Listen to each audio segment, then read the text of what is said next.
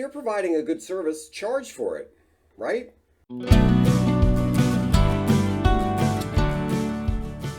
Hi, everybody. My name is Greg Crable, and this is my daily podcast, Something I Learned Yesterday, in which I take one issue from the world of publishing and try to explain it in about 3 or 4 minutes. Today's is a little bit shorter.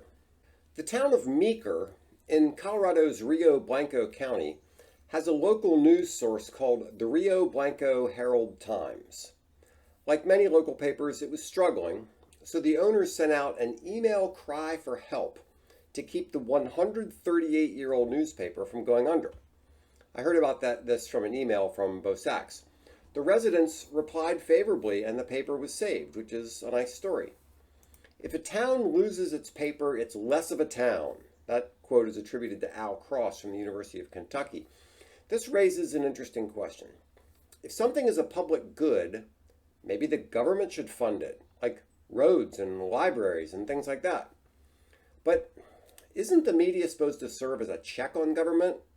Aren't they supposed to be an independent voice?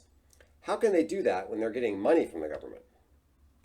I think government-funded media is a horrible idea, but there's still the question of public funding, not government funding, just people. That's how the Boy Scouts and the local house of worship get along, and they're also public goods. But we don't generally believe these things should be supported by taxes. Still, there have been efforts from some media organizations to ask for donations. I've seen campaigns to support local journalism, and some sites simply hold out the hand and ask for some money.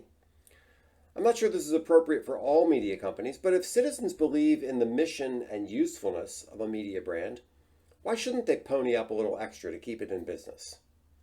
There's a network of podcasts that does this. The podcasts are free for everybody, but they ask for donations from people who believe in what they're doing.